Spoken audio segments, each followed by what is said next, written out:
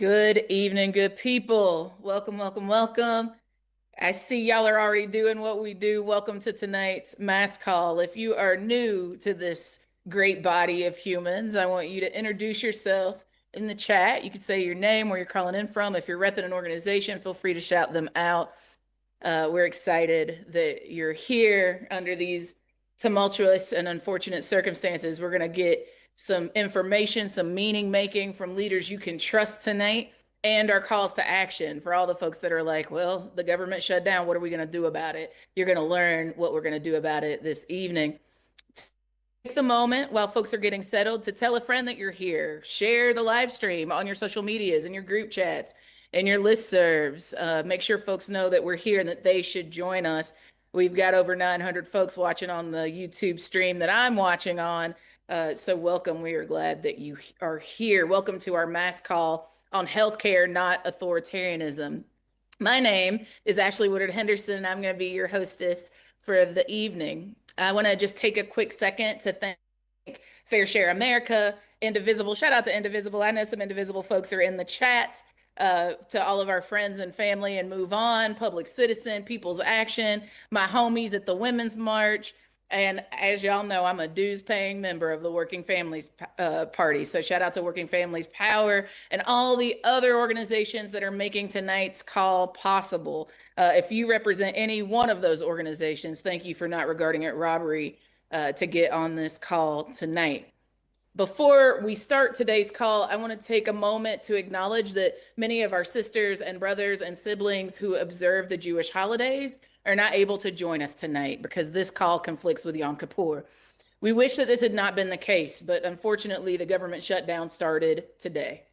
The call is going to be recorded and available to anybody who's unable to join tonight and would like to watch later. So if you know of folks that couldn't be here tonight because of Yom Kippur, any number of other real life reasons, let them know that we are recording and that they can watch this when they have time.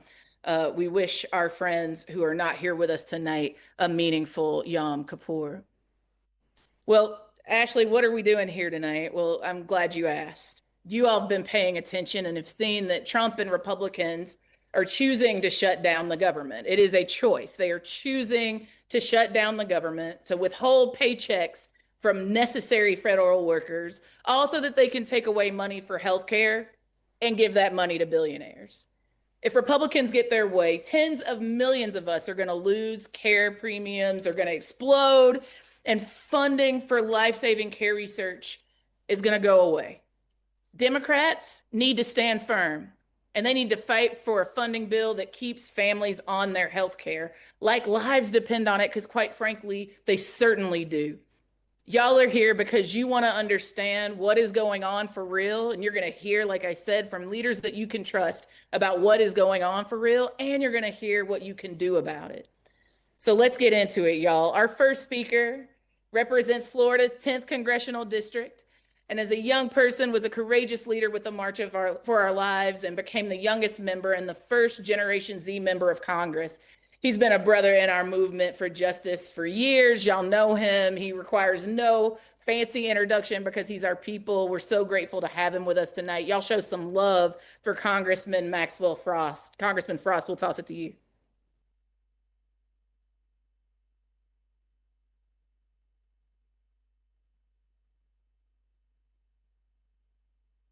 Y'all show some love in the chat. Welcome, Congressman Maxwell Frost. I did something that usually the Gen Z, doesn't do, and I was completely muted. But thank you so much. It's so good to be here. I appreciate the introduction, and definitely not living up to the Gen Z title today, but it's all right.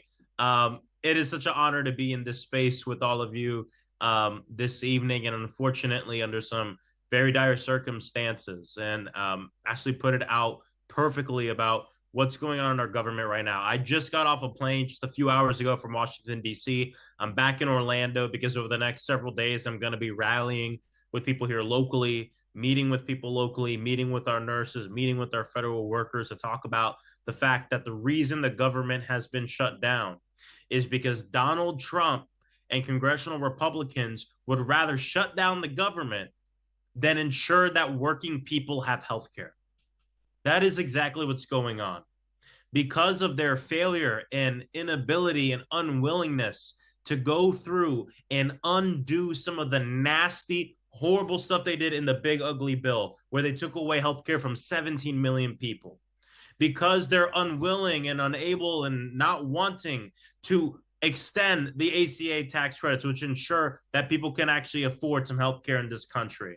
Without us doing work on this, millions of people will have their healthcare, 25 million to be exact, go up anywhere from 50 to 300%.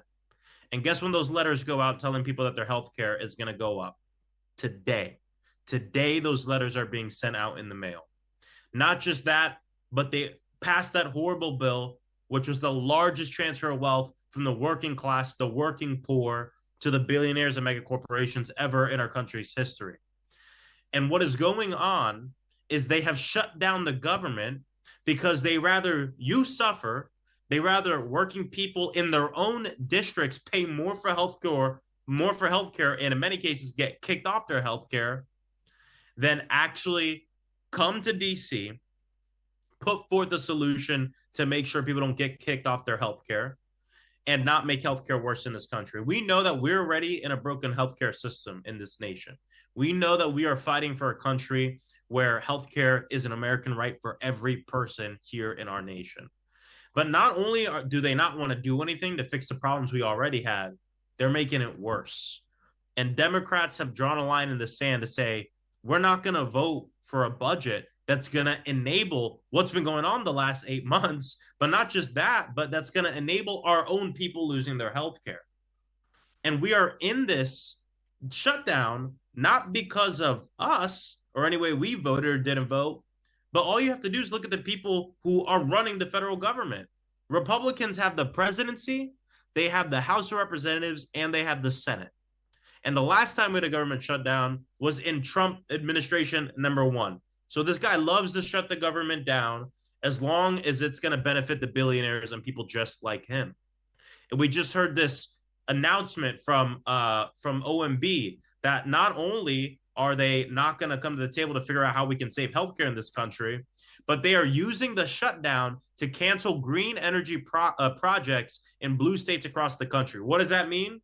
When you cancel these projects, you are ensuring that energy costs, utility costs, what you pay for your utilities go up. So in the middle of this shutdown meant to enrich billionaires, they are doing even more stuff to enrich billionaire polluters. It just shows blatantly that these people are out of touch, and not only they're out of touch with working people, but they don't care. They don't care about you. They don't care about our families. They don't care about our communities. And I'm very proud that over the last week, Democrats have held strong in Congress. You all know I've said this a million times on these calls, and I'll say it again. You don't have all the power you want. You use all the power you got. That is what this looks like. Using the power we have in this moment. And now the mission is very clear. Stand strong, don't cave, and ensure that we stand 10 toes down for working people. And now we go out across the country to explain, to talk about what is going on in Washington, D.C. That the president of the United States decided to shut down the government because he doesn't think that you deserve health care. And this impacts everybody around the country. It doesn't matter if you're Democrat or Republican. We're not doing this for Democrats. We're doing this for this country. We're doing it for the working people of this country that for generations have always gotten the crumbs due to people like Donald Trump. Last thing I want to say is, Trump is spewing a bunch of lies about why we're in this situation right now. And I know no one on this call will believe him. But something he's trying to do is he's trying to do the same thing he's done this whole year and the same thing he did during the campaign. He wants people and working people to believe that the reason they're losing their health care is because of an undocumented immigrant or an immigrant. He wants people to believe that the reason you're losing the health care is because of other people who live in your community who might not look like you. And something Donald Trump has to realize is people are waking up and people are not buying that. We're tired of looking around us for people to blame for the fact that we can't afford our housing, for the reason that we can't afford our health care, and that people are getting letters right now that say their health care is going to go up upwards of 300%. And now we know exactly where to look. We know to look up. at people and billionaires like Donald Trump, who quite frankly has been taking advantage of and screwing over working people far before he even got to the White House. But now he's doing it there and causing harm to so many of our families across the entire country. So I'm proud to stand strong with all of you. And we need everybody's help in this moment to educate our neighbors, to talk about what's going on, because the propaganda machine from the White House, if you thought it was at 100% yesterday, I promise you, every single day during this shutdown that they caused themselves, you are going to see their propaganda just explode. They're going to have to lie as much as they can to trick people and to trick working people in the country, but we're not going to let them do it. And through mass mobilizations, through actions, through teach-ins, through door knocking, through phone calls, through virtual programs just like this, we're going to be able to make sure people know the truth. And you know what the good news is? Going into this, the majority of Americans know exactly who to blame. But at the end of the day, this isn't some political blame game. This is about real people. This is about healthcare. This is about the decision on whether or not you're going to be able to put food on the table or live in your home anymore, because that costs, doubling your healthcare costs, can change the lives for most of our people. Over 60% of this country lives paycheck to paycheck. We have massive wealth inequality in this nation. And not only is this president doing nothing to solve that, but he's making it worse. Why? For the same reason I've said over and over again. He wants to keep the rich getting richer and keep the poor getting poorer, and want the middle class and the working class to become the working poor. But we're going to fight against it. Every organization on this call, every person watching this. So I appreciate you guys for taking the time out of your evening to be on this call, to get the education we all need, to go out in our communities tomorrow and start talking to people about why we're in this situation and the way that we become victorious, because we are in this until we win this fight for healthcare and for people. This is a righteous fight that is based on a love for our people, because when you love somebody, you want them to be healthy. And that's all I need to be in this fight. So God bless you all. Thank you so much for having me, and have a great night. Congressman Frost, we're just so grateful that you're here. And thank you for reminding us that this is meaningful work, that transcends the boundaries of a party. This is about making sure that our folks are taken care of and have the health care that they deserve. We're seeing a lot of love for you in the chat. And I just want to shout out that we're already seeing the impacts, as you mentioned today. Gina is in the chat saying that she was told by her doctor that she couldn't get an important screening that she needs today as a cancer survivor because he wasn't sure if he'd be able to process her Medicaid.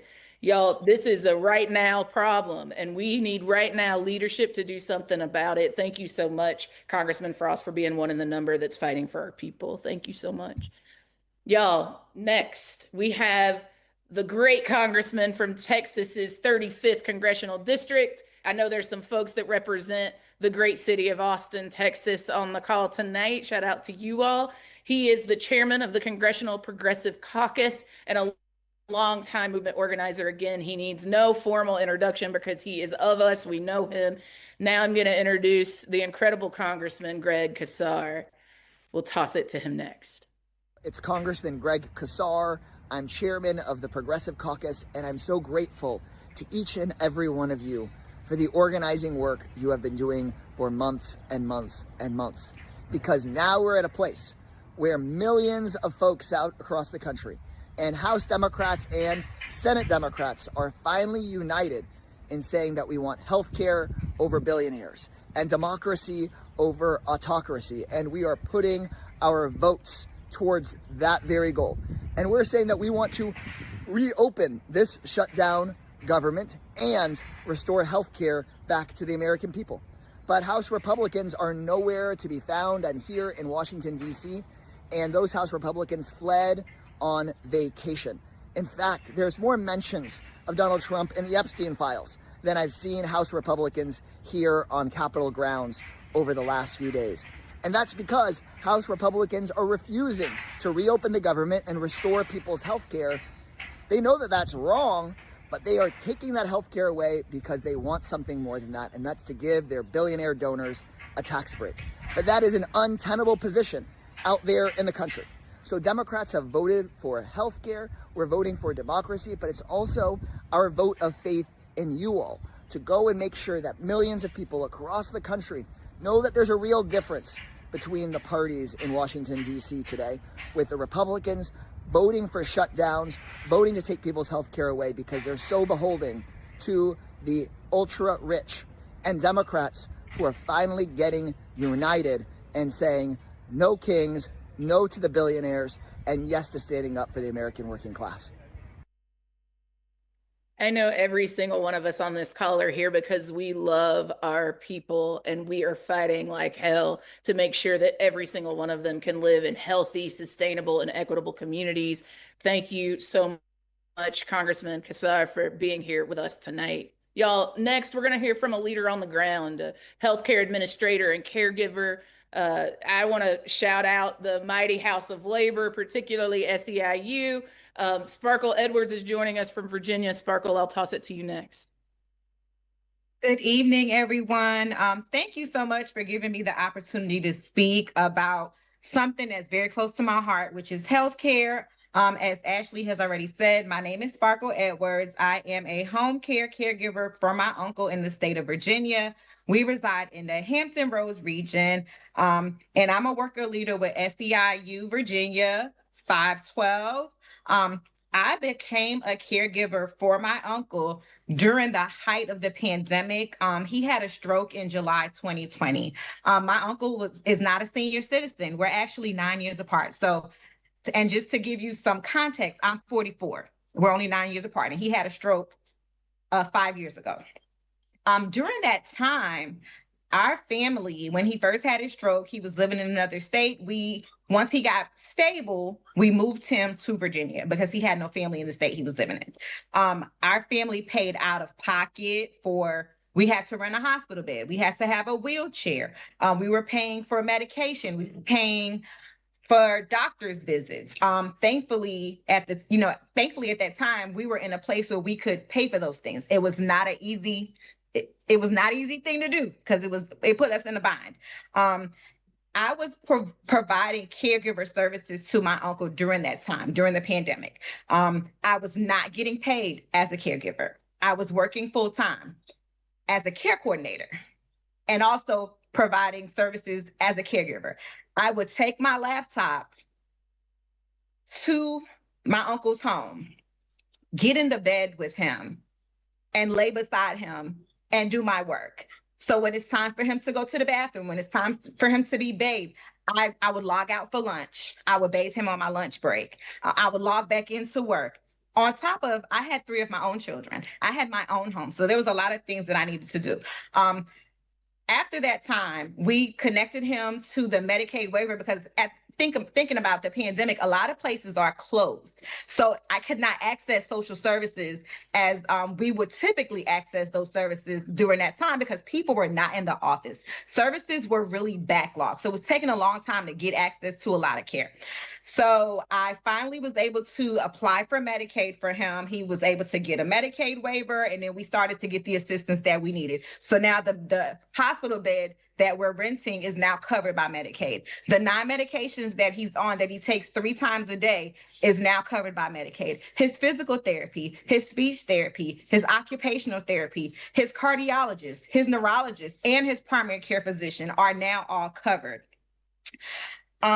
So thankfully, he has gotten a lot better, but he still needs care. And with these healthcare cuts, they are going to drastically affect his already diminished quality of life, making it once again uncomfortable for him to get the care that he so desperately needs. And not just him, but other people that are in his position. Before I became a caregiver for my uncle, as I stated before, I worked as a care coordinator for people on Medicaid. So I'm already aware of what that looks like, what the needs are, what the impact is. For a time, home care was my only job because the burden became so heavy because we all know that caregivers deal with a lot of stress. You deal with burnout. You're trying to juggle multiple tasks. And caregiving is a 24-hour, 7-day-a-week, 365-day job. We don't get holidays. My loved one doesn't get better on Christmas or Thanksgiving or on Yom Kippur. They don't get better on those days. We still have to provide the care that they need. But unfortunately, due to home care not paying a livable wage, because now I'm able to get paid as a home caregiver. But the wage was so low, I had to return back to the workplace. So now I'm back juggling caregiving, working, parenting, and all the other things that come with that, because it was just not easy for me to pay my bills. It was not easy for me to pay my mortgage. It was not easy for me to purchase groceries. It was not easy for me to address my own healthcare needs because my focus was on other people. It's almost impossible to care for your family while doing this work, right? Home care does, like I stated, home care does not pay a livable wage, and healthcare costs will make it even harder for families like mine to survive. How could I take care of my own children when I was already struggling and I couldn't even afford my own health care and do the things that I needed to do? So I went back into the workplace, as I stated before. I continued to do the work of working with vulnerable populations. I continue to do the work of working with people who receive Medicaid. I continue to do the work of educating people and showing them how to access these services. I continue to do the work of helping them get beyond the red tape and to show them which door is the right door when it comes to accessing services and accessing care, which is something that I thoroughly enjoy doing, so much so that I decided to go back to school to pursue a degree, to pursue my master's actually in healthcare law, so that I could better advocate and better understand policy, but not just understanding the policy, but also breaking down the policy to a digestible level for those who may not understand themselves, because we know that policy is written in a way for regular people not to understand, right? And what I need everyone to know is most of us are really one illness away from needing, whether it's Medicaid or Medicare, or being financially devastated by the astronomical cost of medical bills, because we know that if I get hurt today and I go to the hospital and I need a Tylenol, it's probably $250 to get one, right? So we understand that can lead to homelessness. A medical crisis can actually lead to homelessness. It can lead to you losing your job, losing your wages, losing your income, losing your housing, and it's a trickle-down effect. So these types of cuts are going to make situations far greater than what they already are for some. Maybe you yourself may know someone who is blind, who is deaf, who has any other form of physical or intellectual disabilities. Anything can happen. Sudden illness doesn't come and schedule itself on our calendar, right? It can happen suddenly. It can happen anytime. A devastating diagnosis. All it takes is one appointment, one doctor's appointment to change our life, right? So the thing that happened with my uncle, his situation was sudden. Thankfully, we got to a place where Medicaid was the go-between, that he could get the care and afford the care that he need. My uncle, although he is getting the care, he does not even understand the services that he's getting. He cannot even communicate his needs. He cannot advocate for himself. So this is why myself and people like myself and organizations like this one are doing the work that we're doing, so that we can advocate for those who cannot advocate for themselves.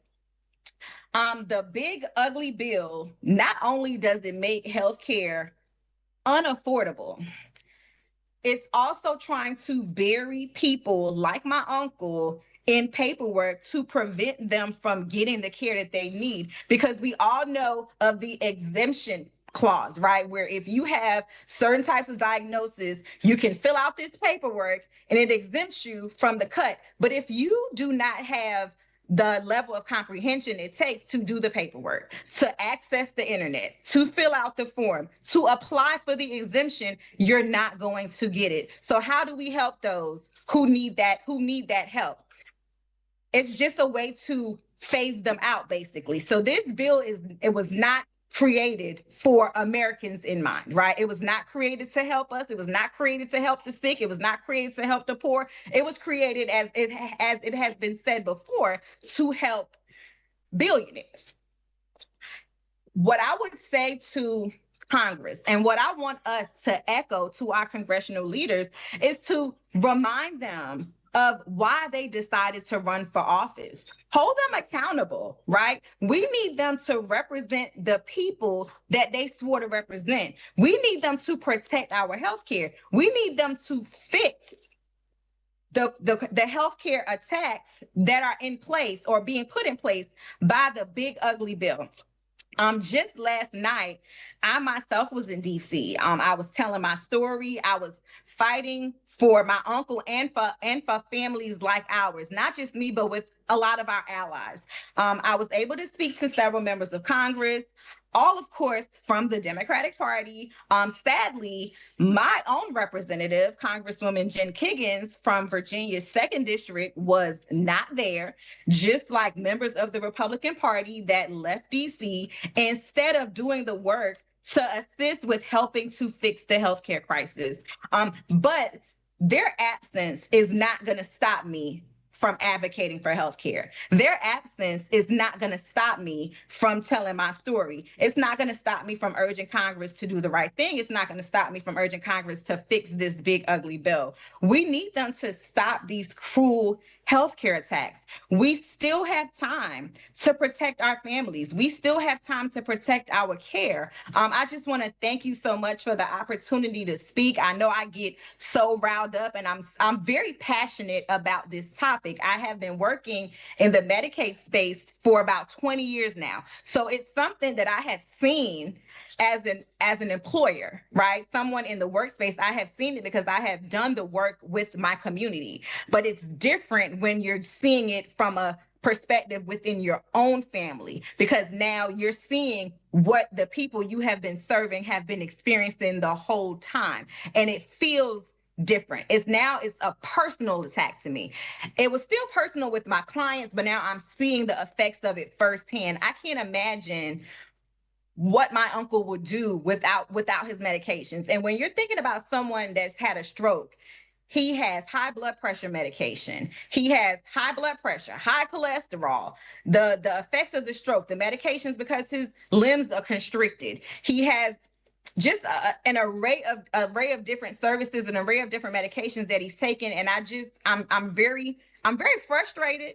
So because of my frustration, because of how I feel, I turn that frustration into passion, and it causes me to do the work and open up my mouth and speak and say the things that need to be said so that people can do what needs to be done for people like him and all of those that rely on these types of services. So again, I just want to thank you for your time. Thank you for the opportunity to speak, and thank you for creating this platform so that our voices can be heard and amplified together to make changes to what's going on in our country today regarding our healthcare. Thank you so much. Sparkle, thank you for taking the time. We are sending so much love to you and your uncle and your family and all of the folks that you are caring for. Thank you for being here with us tonight to make it not just head work, but heart work that we're doing to make sure that we save healthcare and fight these billionaires and this wannabe king. Y'all, we don't regard it robbery to center the voices of people who are directly impacted. That's part of our organizing work. That is, in fact, part of the plan. But for my tacticians, for my people who want to jump to the next step of what we're supposed to do, because it is urgent. It is just as urgent to hear Sparkle's story and to lift her up and send her and all of the folks in the chat that are saying they are directly impacted by cuts to Medicaid, the prioritization of profit over our people. That is part of our work too. But for those of you that are waiting for a call to action, I'm about to give you one. This is it. You ready? Here it goes. There are two things I'm going to ask you to do. The first is I want you to be intentional about making a commitment. Every single one of us on this call making a commitment to get involved in the next few days. So for folks that are asking for the what's next because it's urgent, you're not wrong. You're exactly right. There's stuff that we need to do today, tomorrow, and the next few days to make our voices heard to our elected officials, specifically our senators, okay? So we're going to make some calls to our senators. Now, look, I know that sometimes my folks in red states are like, well, does it matter to call my senator? Absolutely it does. So we have scripts for folks that live in blue states, and I'll be talking to senators in the Democratic Party, but we also have scripts for folks that live in red states that are going to be talking to conservative leaders in the GOP. So we're going to drop links in the YouTube chat, And for folks that are watching the recording, we'll make sure that it gets sent out with the recording. For folks that are asking how you'll get access to the recording, this video is going to stay on YouTube. So you'll still have access to it after we wrap up tonight. But we'll make sure that these calls to action get sent out to you as well. We're also going to drop links in the chat. So number one, I want you to make a commitment to call and get everybody you know to call their senator. Use the script that we've got to demand healthcare over authoritarianism, that we demand that the Democrats keep a backbone and they fight for healthcare to be included in this bill, right? So that's your step one. Step two is that we're going to mobilize, y'all. For folks that want to get down and protest and resistance and bringing community together in all numbers of ways, right? You could have a community health fair. You could have a meeting about what's going on. You can have people gather and rewatch this video and make calls to their senators. There's any number of ways that you can get down. We have a host toolkit to help you do it. But this Saturday, we are going to mobilize. We are going to mobilize in defense of healthcare. So I want, before we're off this call, to see you make the commitment to host one. Host an event this Saturday. So 2 calls to action. You're going to call your senators. You're going to get everybody you know to do that. And you're going to host an event on Saturday, this weekend, to demand healthcare, not authoritarianism. And I'm going to give you some updates, hopefully, throughout the call to tell you how many of the 5,000 people that are watching at least have signed up to make that commitment. So those are the 2 calls to action. You're going to keep hearing from leaders about why these actions are meaningful and useful towards fighting against this regime and fighting for something, not just against him, but for something that all of the people in this country deserve and need. Our next speaker is Monica Albert Still, joining us from Fair Share America. She's a nurse who advocates for health access for all. Monica, I'll toss it to you. Thank you, Ash. I am thrilled to be here tonight. I'm also a little bit frustrated and upset that I'm here, and I'm going to tell you why. 25 years ago, I started my journey in advocacy.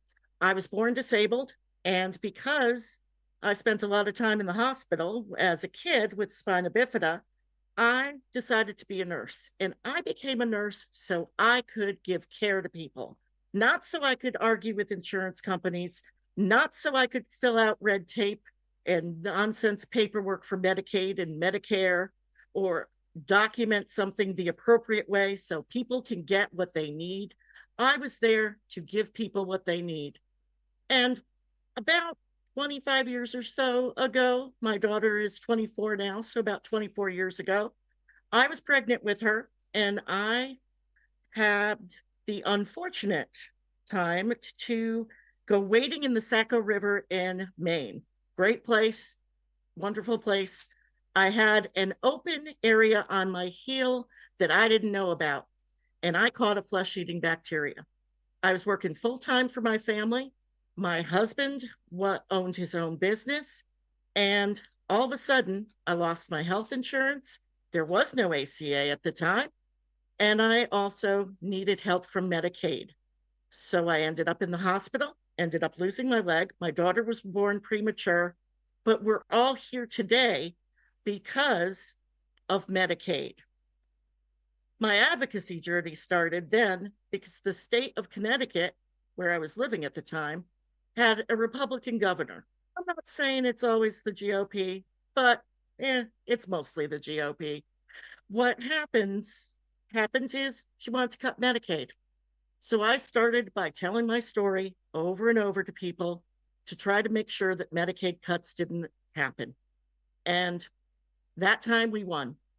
And now, nearly 25 years later, here I am again, sitting here arguing and telling people why you need to care about other people.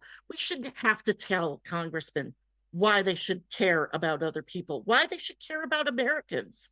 We voted for them. They work for us, and they should care about us. They should care about us and our health care more than they care about billionaires.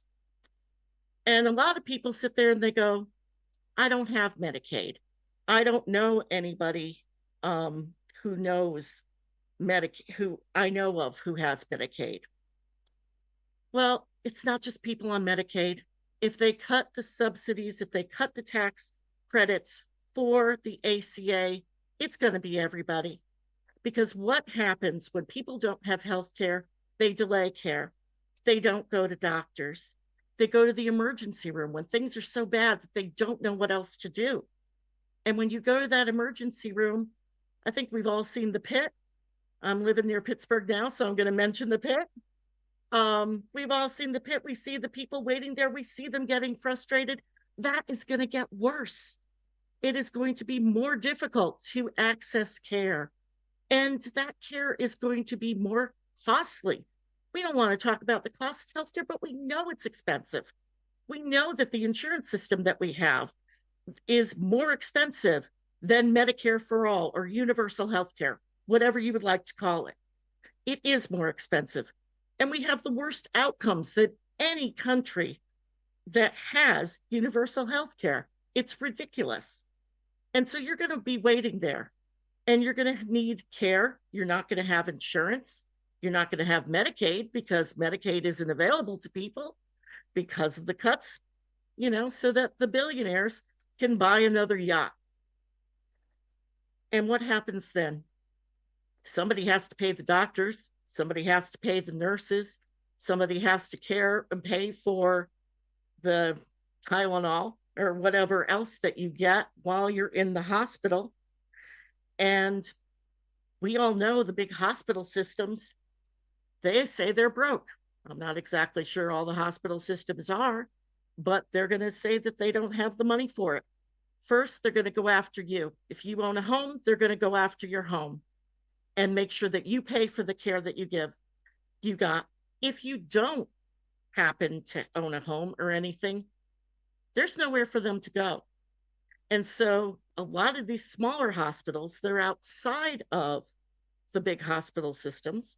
I live in Pennsylvania, lots of rural areas all over this country with small little hospitals. They're going to have to close. They're not going to be able to keep their doors open, so that when you have a heart attack or your father falls and breaks his leg, or there's a horrible accident and there's trauma, what's going to happen? Where are you going to go? Are you going to travel 2 hours to the nearest trauma center? Are you going to hope that there's a helicopter to take you there? Are you going to hope that you make it there in time? This is costing people's health. It's costing people's lives.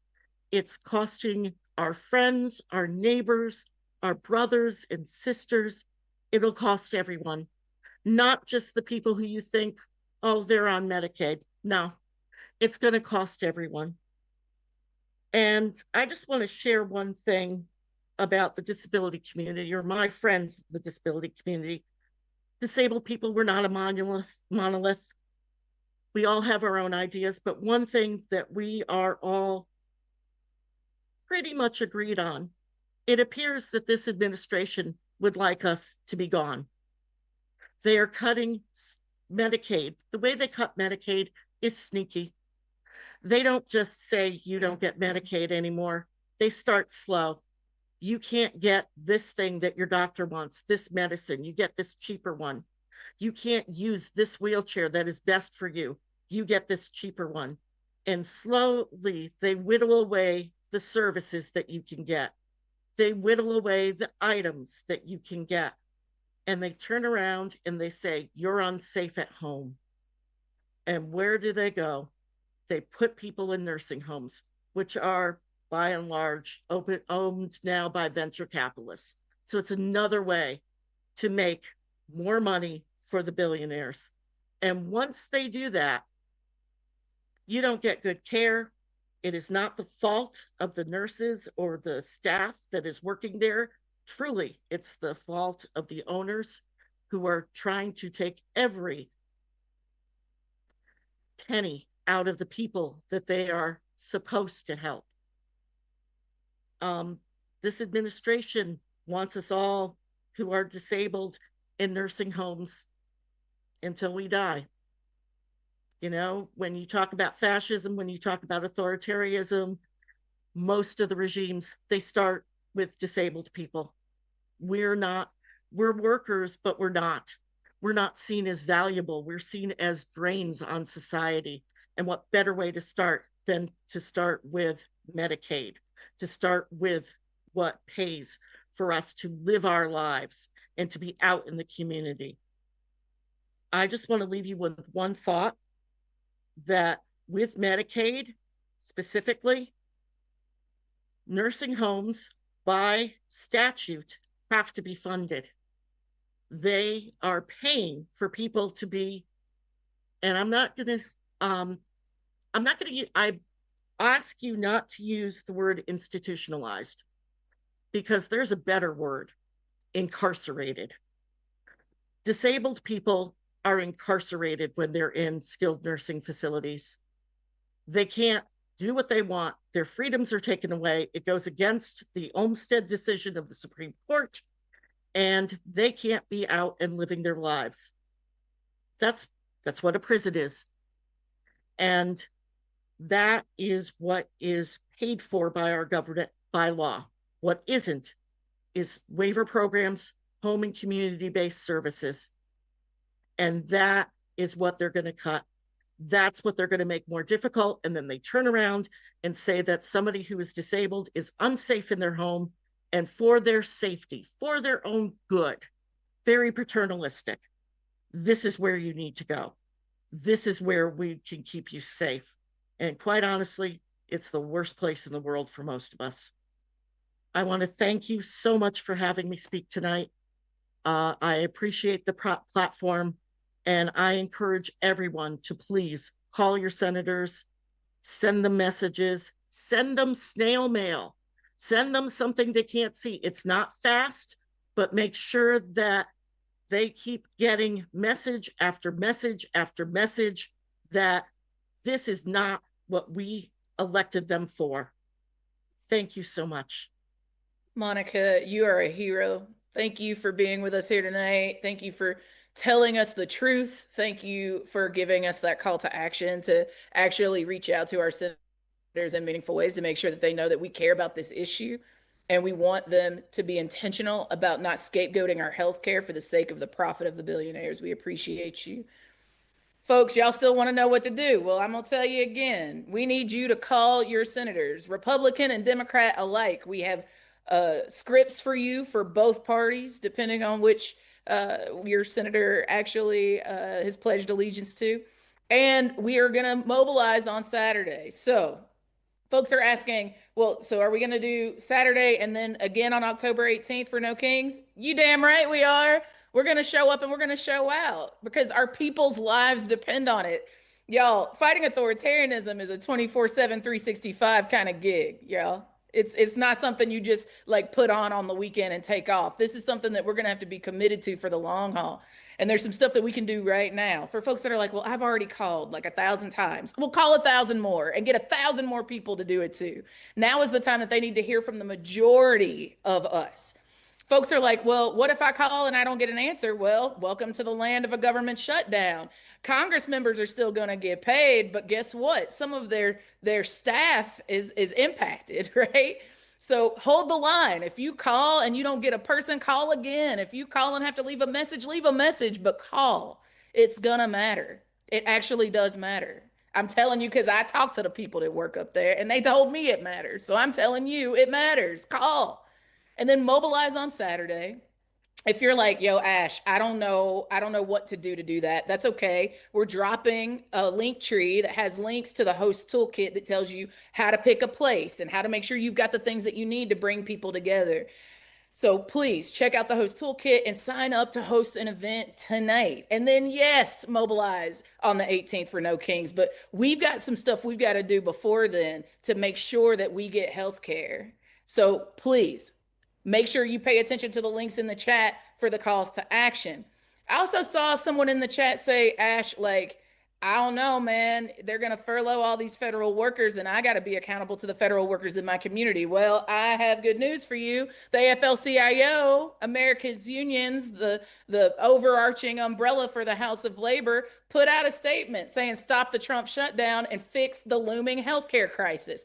And the national president of AFGE, the Federal Workers Union, President Everett Kelly, put out a statement as well in agreement with this movement. So if you need labor to confirm to you that this fight is righteous and that this intervention, these tactical interventions are sufficient and important and necessary in this moment, the AFL-CIO has already said yes. So we've got you. We can make sure you get those links, but if you just Google it, I promise it'll come up. So again, for the folks that are like, okay, the stories, which to me are the reason why, they are the fire in my belly about why I'm going to do the work. These stories matter, but if what you just want is the concrete call to action of what you must do in this time that is meaningful and informed and strategic, then what I need you to do is host an event and I need you to call your senators. Those are the calls to action. We'll make sure that we link again to the scripts and to the way that you sign up and to the toolkit in the comments. So next is a dear friend, again, someone who you know from these mass calls, Lisa Gilbert, the co-president of Public Citizen. Lisa, I will toss it to you next. Thanks so much, Ash. And I just want to start by saying how inspired I am to be with you and the other speakers we've heard from tonight, as well as inspired by all the folks watching and the actions they're going to take. As Ashley said, I'm Lisa Gilbert, co-president of Public Citizen. For anyone who's not familiar with us, we have over 1 million members and supporters all around the country, and our mission is to take on corporate power. So my task tonight for my couple of minutes speaking to you is to talk about the shutdown state of play in Congress. So I thought I would start by backing up and reminding us all how we got here. As I'm sure everyone recalls, the last budget inflection point back in March was contentious, to put it mildly. As you all know, budget battles are one of the few points of leverage that we have. A 60 vote threshold is required to pass a budget in the Senate. So that means right now, 7 Democrats are needed to move any proposal forward. Back in the spring, there was no clear plan for what to try and use that budget leverage moment for. So we ended up passing an inadequate continuing resolution budget bill without enough funding for programs and policies we all care about, instead of using the moment and applying pressure to get something. This time, I'm happy to say that things have changed. As you all know, the backdrop for this moment is literally the most broken budget process that we have ever been in. The executive branch has been cannibalizing the power of the purse over the 9 months of the Trump administration. They've been illegally impounding and rescinding funds, which means clawing them back, that Congress intended to spend. And there is total clarity from OMB director and Project 2025 architect Russell that they're not going to abide by any deal and that they plan to continue clawing back money whenever they want.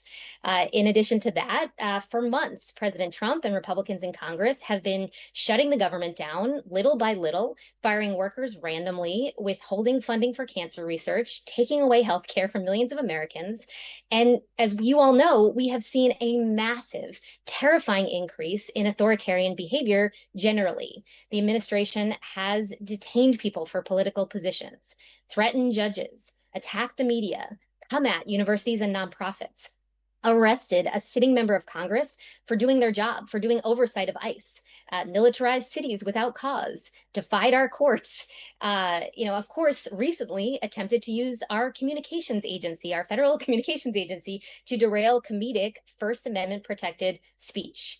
So that means that the context for this moment, for this budget fight, is very different than it was in the spring. And the need to fight, the clarity around it, to use this inflection point effectively has escalated. So this is where we are now, and how are we doing?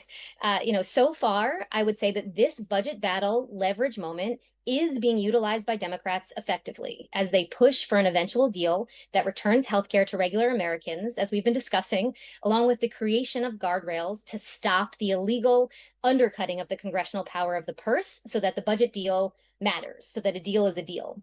The Democrats have unified, for the most part, with some exceptions, in this position. And now our role, what we all have to do, is help them stay there. As we know, the government has now shut down as of 12:01 last night. And in the lead up to that moment, House Republicans didn't even come back to the Hill, and they won't be back until the 7th. Folks might have heard about the meeting Donald Trump held with Democratic leaders on Monday, where he seemed pretty surprised to learn about the health implications of the expiration of the Affordable Care Act tax credit. One other piece of context that's important to raise in this moment is, of course, a shutdown's not a good thing. As we're talking about the need to use it as leverage, I think it's important to keep in mind the real ramifications for people, and that staying tough within a shutdown is going to be challenging. So we shouldn't forget that part of the dynamic. And Democrats are going to need to hear from us that they should continue this fight, particularly as Republicans seek to blame them for the shutdown, and as the media narratives change. An additional piece of the real ramifications, why a shutdown is hard context, is that Russell Vought and Trump have threatened to fire lots of people during the shutdown. They sent a memo to agencies to prepare mass firing plans that go beyond standard furloughs. This is, of course, a typical Trump standard bullying, threat, and intimidation tactic. In response to this threat, we should all seek to make clear that averting a shutdown does not mean averting layoffs. The Trump administration is going to continue to slash federal jobs, despite the questionable legality of that, no matter what, whether we're in a shutdown or not. They have fired and doged, can I use that as a verb, people for 9 months. Nothing is going to stop them now. Over the last 2 days, in terms of where we are, we've had several votes in the Senate where we lost only a few Democrats on the House pass CR vote. So thus far, we're doing pretty well. They are holding the line. But I want to close by reiterating that as things get harder, as the shutdown continues, all of our work, everything we're going to do, the tactics Ash was mentioning, are increasingly important. We need to convince them to stay in the fight and to provide accountability if they don't. We need them to stay tough. Again, only 7 Democrats need to decide to cross over, and this is over. So we all need to do everything we can to ensure that we win something from this moment, both on our care, on our health care, and on guardrails against future illegal cuts. In this authoritarian moment, we can do nothing less. So I'm so happy to be in this work with all of you, in the fight together as we move forward from here. And there is so much we need to do. We're going to keep talking about the calls to action that Ash mentioned throughout the call, how important they are, and how we need to keep them up all the way to no kings. So with that, Ash, I'll hand it back to you, to the next speaker. Lisa, we're so grateful for you. People were showing so much love for Public Citizen in the chat, talking about the lawsuits, and just really, really grateful. Thank you for being with us tonight. Thanks. Y'all, again, help each other. I see you in the chat reminding people to copy and paste the links. If you can't just click them in the comments, you can copy it, put it in your browser. If you lose it in the chat, no sweat. If you look at that bar, that orange bar, I think it's right here. Yep, right there. The link is right there, so you can type it out. But just for good measure, I'm gonna say it out loud. And then for all the folks that are like, email me the link, email me the link. I promise you, we are going to make sure you've got access to this. We want you to be able to do it, and we want you to help other people to do it. You can start by helping the people in the comment section, but certainly your neighbors, your friends, your colleagues, everybody that we can get to participate in these calls to action, calling their senators and showing up to host an event or attend an event on Saturday is really mission critical to what we're trying to get done tonight. So I'm going to read it from my phone because I'm watching with y'all. It is link, TRLINKTR .ee/SHUTDOWN So it's link. It's like linktr.ee / shutdown showdown, and the S's that start shutdown and showdown are capitalized. So you can see it on the screen. We've got it pinned. Shout out to the kids, got it pinned in the comments. We're going to keep dropping it, but y'all can copy and paste it, or you can type it into your browser, and we'll make sure that we send it to everyone who registered for the call tonight. I promise we're not going to leave you out here hanging. Next, I'm going to introduce my brother, one of the incredible co-executive directors of the mighty, mighty, mighty Indivisible. If you were with the Indivisible fam, I want you to shout out your chapter in the chat. Y'all know him and love him. He is Ezra Levin. Come on in the room, Ezra. Ash, oh my God. I'm so fired up. We are going to win this. We are going to win this. We are going to win this because we got the better argument. We have the people on our side. We just have to do the work. That's it. That's all we have to do. I love getting fired up by my heroes in Congress. Can I tell you, Max Frost, Greg Casar, love it. I love getting grounded in what this is all actually about. Just bravo, huge appreciation to Sparkle and Monica. And I gotta say, Lisa at Public Citizen giving us the lay of the land as nobody else can. An absolute legend. And although I love all that stuff, I gotta tell you, I get to do some fun stuff here too. Because I get to talk about what do we do about this shit. We're not mere victims of world events. We are not just doing whatever Donald Trump says and standing there waiting to see what happens. We get to do something. We have a role to play. There is action we can take that actually will influence what happens next. And that's how we're going to win. So I get to talk about concrete actions. Ash, you've already mentioned it a couple times, but I want to remind people where we are right now. There are a lot of politicians who are trying to raise all of our healthcare costs. There are a lot of politicians trying to give a blank check to Donald Trump, and they are politicians. What do politicians like? They love praise. What don't they like? They don't like organized constituents making clear that they're not representing them. That gives us power. We don't know how long this shutdown is going to last. That's up to the Republicans. But what we do know is they need to feel heat from their constituents to actually sit down and negotiate with the Dems. That's where we come in. Now, we've mentioned No Kings Day 2, October 18th, going to be enormous. We can't wait for No Kings 2, though. We can't wait for those millions of people to come out. We got to come out this week, this weekend. The cavalry's coming, y'all, but we can't wait for the cavalry. We got to show up. We got to show up now. And for everybody watching this, look, we are spending our Wednesday evening talking about how we save democracy.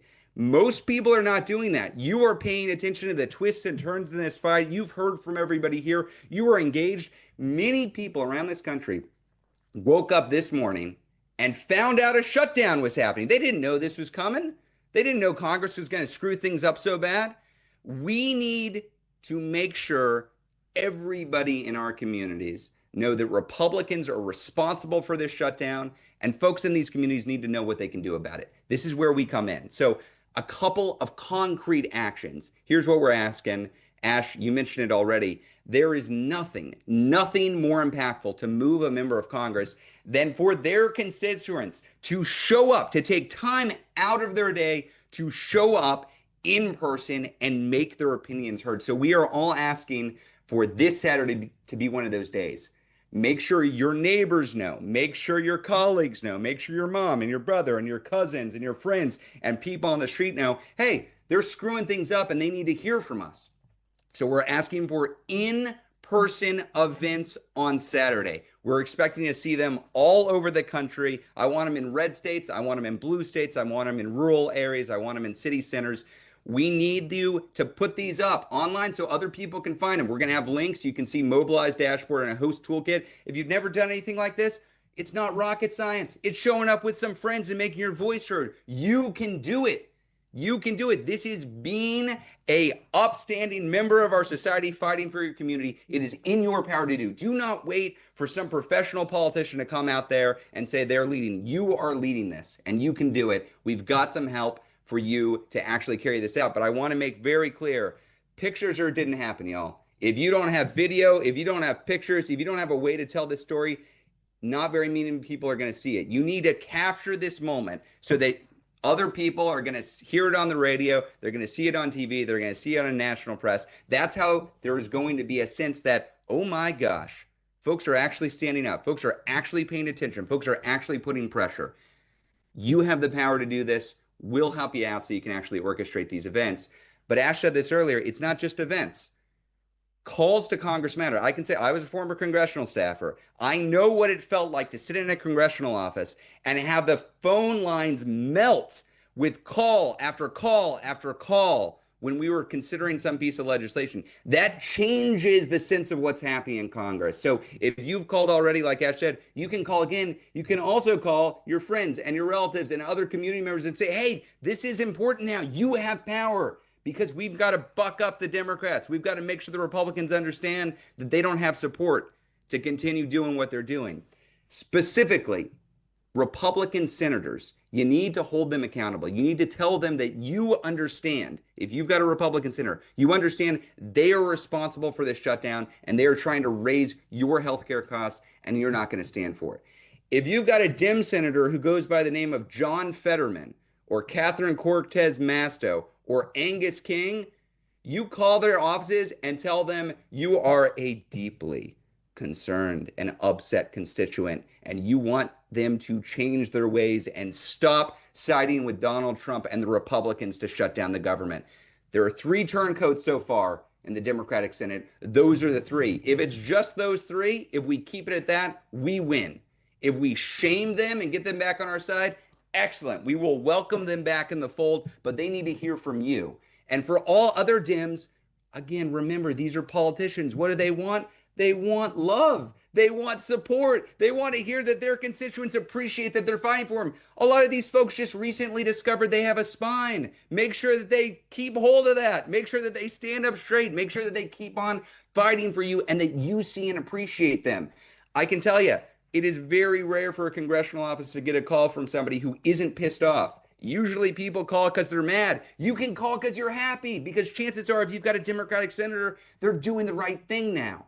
And you should call and tell them you see that, appreciate it, and want them to hold firm. So please, this is a time for action. This is one of those rare moments where we don't know what the hell's going to happen. We don't know when the Republicans are going to break. We don't know how this is all going to settle. But what could be the determinative factor is how strong of a hand we play right now. We've got the power to play it.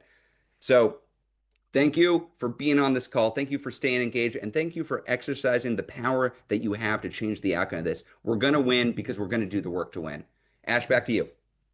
You know, I've never been scared of a fight, and I don't get into fights that I don't think I can win. And I think I can win this one, Ezra. I feel confident that if we do even the minimal, calling your senator, that's a light lift, y'all. That's a light lift. Showing up to an action on Saturday, relatively light lift, y'all. We can do this. We can put the pressure on that forces the Democratic Party to have a backbone, forces these Republicans to actually prioritize people over profit. We can do it. And in fact, this is the time where we would ask ourselves, hey, what would we be doing? Should there be a fascist takeover of the federal government that is attacking people's access to health care? Well, now you get to decide. You get to decide who you would be right now. And these two calls to action are your first step to being on the right side of history that's pushing the moral arc of the universe towards justice. Thank you, Ezra. We're sending love to Leah and all the Indivisible fam. We see you in the chat. Thank y'all for being here. Now, the benediction, last but certainly not least, is my party leader and my brother, an incredible leader. I get to bring to y'all someone that you know well because he's been organizing in these streets for a long, long time, and he is now the national director of Working Families Power. I get to bring up my brother, Maurice Mitchell. Mo, we'll toss it to you next. Thank you. Thank you. Thank you so much, Ashley. And everybody, please, let's give it up for Ashley. Thank you so much for leading us, for holding us, for being our spiritual beacon in the darkness. We so appreciate you and your leadership. And good evening to you, my brothers and sisters and siblings. Thank you so much for being with us on this call today. Now, Working Families Power is grateful to be co-hosting this call today, and we're so grateful to be with our partners in Indivisible, with Move On, with Public Citizen, with Fair Share America. It was great to hear my brother Maxwell and Greg, to listen to the stories of Sparkle and Monica, y'all, to be inspired by the leadership of Lisa and Ezra, and to be inspired by every single one of you. Now, we are in a make or break moment right now.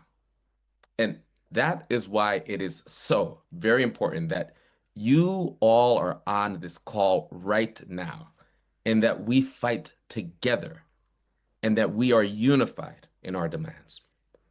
The people united will never be defeated.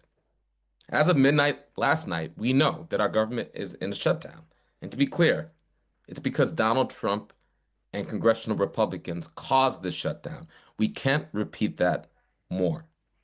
And they did this all because they refused to negotiate and lower healthcare costs for working class families. Now, let's just zoom out a little bit. We live in the richest country in the history of countries. We live in the richest country in the history of the world. Yet Republicans want to kick millions of families off their health care. I just heard that Elon Musk became the first 500 billionaire. He has a $500 billion. Meanwhile, Republicans want to kick millions of families off their health care. They want to drive up insurance premiums. They want to force people to make impossible choices between buying food or medicine. Republicans are trading our health care for tax breaks for billionaires. Full stop. Now, this has been a prolonged shutdown. For months, Trump and congressional Republicans have been shutting the government down little by little, working with Elon Musk, the half trillionaire, to obliterate entire portions of our federal workforce, shutting down critical government services, withholding funding for life-saving scientific and medical research, and putting our hospitals, our schools, our economy at risk. And now they're choosing to fully shut down the government. To be clear, a government shutdown is harmful. That means hundreds of thousands of federal workers could be furloughed in the coming days and weeks, and critical government programs will be halted. To those of you that are federal workers and are living in a place of anxiety and uncertainty right now, we see you and we are with you and we support you. Now, of course, in this moment, we need Democrats to continue to hold the line, to continue to stand up, and to fight for a funding bill that undoes this damage and keeps healthcare costs from spiraling out of control. That is the mandate. And to their credit, Democratic leadership in the House and Senate are fighting back to protect our communities. This shutdown is a Republican shutdown. Republicans control the House of Representatives, Republicans control the Senate, Republicans control the White House. They control a trifecta in the federal government. So this is a Republican shutdown. It is their responsibility to fund the government. And they need to come to the table and negotiate with Democrats to do that. Now, working people need a win right now. And I believe that we will win. We are living in terrifying and unpredictable times. Life is hard for working people, but us working people, we hold up the world, we hold up the economy, and it is the social movements of the world that are fueled by the passion and the energy and the vision of working people. That is no true in the past as it is today. And so people can't afford their groceries or the cost of housing. We know this. Violent ICE raids are ripping families apart. We know this. This is happening across the country. Thanks to Trump's healthcare cuts, over 300 rural hospitals are at risk of closing, and more than 15 million people are going to lose their healthcare. That's why we need working people like you, the thousands of you on this call, the millions of us all across the country to come together like never before. We as a movement need to make clear to our elected leaders that we won't accept anything less than a funding bill that fixes our healthcare crisis. This shutdown may have been caused by Republicans, but it creates a moment for us, an opportunity for us, working people across the country, to fight and stand up for what we need and what we deserve from our elected leaders. That's why we're going to be rallying and protesting across the country this week. This is not a moment for us to sit on the sidelines as spectators while the Trump administration plays games with our lives and tries to play in our faces. This budget bill will impact our families and our communities, and we need to make sure that all of our representatives hear from us and understand what we want. Every Democrat needs to hear that we need them to hold the line, ensure that they will deal fairly, and make sure that they win a deal that lowers healthcare costs for our communities.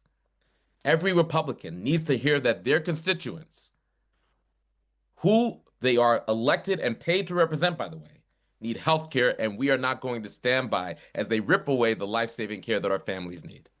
So right now, as you're listening to this call, I have an action for you. This is an organizing call. This is an organizing call. So we have actions. I need everybody to perk up. I need everybody on this call to stand ready for the assignments. I want you to, right now, take your cell phone out. I'll wait. If you have a cell phone, take it out. Take your cell phone out. There's somebody in the room, tell them to take the cell phone out. Take your cell phone out. Text the word shutdown to the number 30403. I'm going to say it again. Text the word shutdown to the number 30403. I'm going to say it a third time.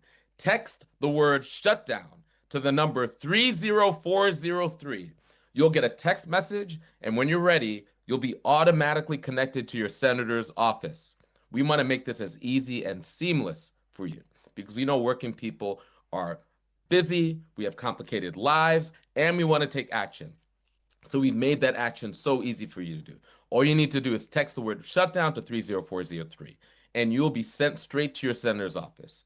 We need everyone to call their senators, both Democrat and Republican, to tell them that we need them to fight for a funding bill that lowers healthcare costs and reopens the government. Again, text shutdown to 30403, and after this call, you could leave a message with your senator. Then do this again tomorrow, and then again the next day, and then again the next day. Keep making those calls. We need a torrent of calls to all of our senators over and over and over and over again. I heard from a reliable source that some senators don't feel like they're feeling the fire that they felt a few months ago. Let's bring the fire to them. And get your friends and families to make those calls as well. It is so critical that every member of the United States Senate understands that we, the people, want a funding bill that reopens the government and lowers our healthcare costs.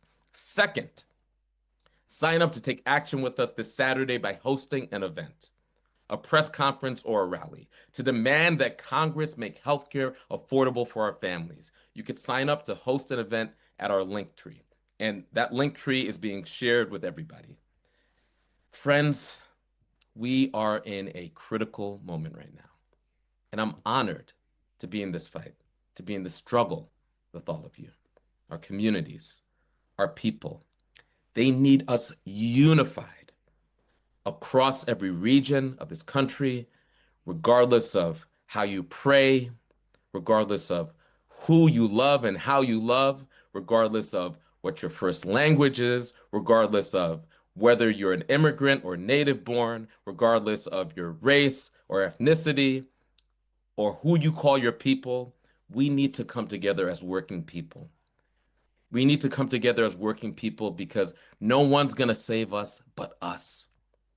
And if we understand that through our solidarity, all things are possible, I guarantee you we will win this fight. Our communities, our people, they need us unified in the struggle to push back against the Trump administration and win. That is the mandate. Go out and win. Y'all heard the assignment, and I see Mina said done and done, Maurice. I did it. I got it. Y'all, I even texted shutdown to 30403. So if you haven't, you should do it. Y'all show some love for Maurice Mitchell and the Working Families Power team. I know we got some WFP New York folks on the call tonight. I saw y'all in the chat. For all of our other fam that are here, we see you, we love you, and we appreciate you for being on. And Mo, we would follow your leadership anywhere. Thank you for being here tonight.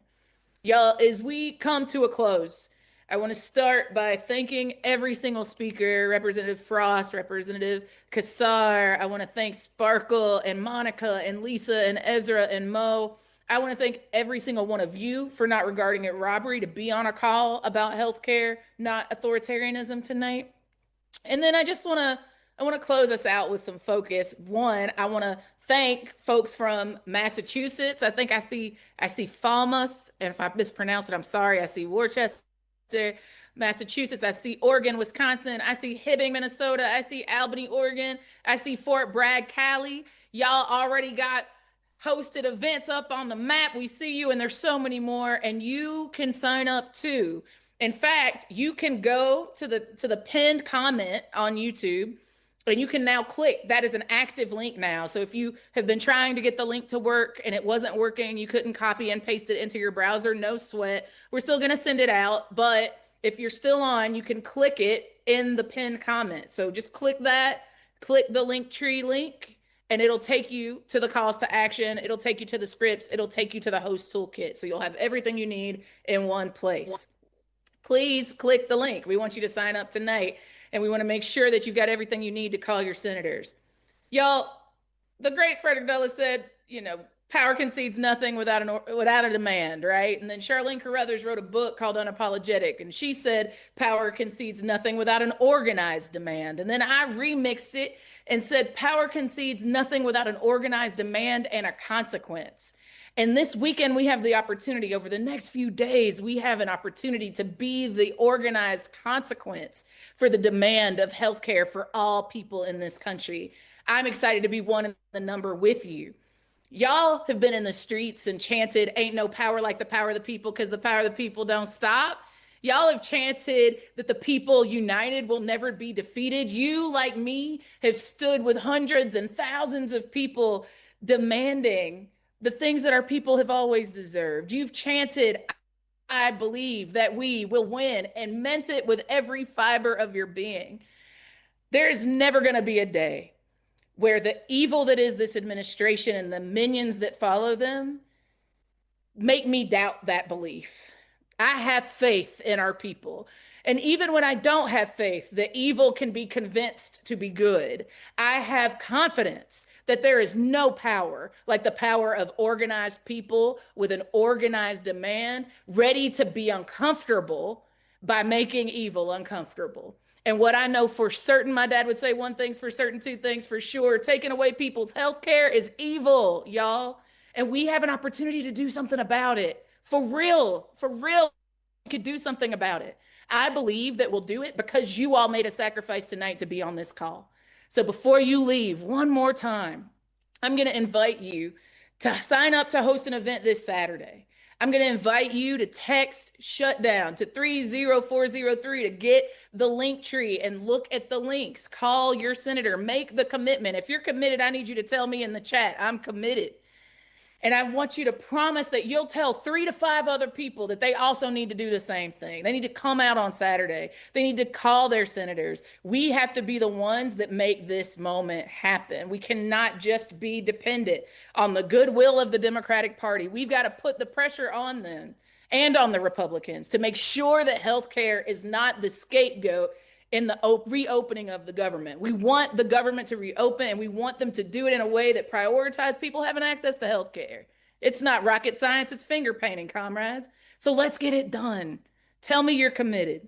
I see you in the chat. I see you, Kathleen. I see you, Bonnie. I see you, Ballard. We got this, y'all. We got this because we got each other. I'm so grateful that you came on the call tonight. I'm excited to hear you and see you on social media telling people that you made your calls. Let's be accountable in that way. And I will see you in the streets on Saturday, if not before. Have a great night, y'all. Take good care.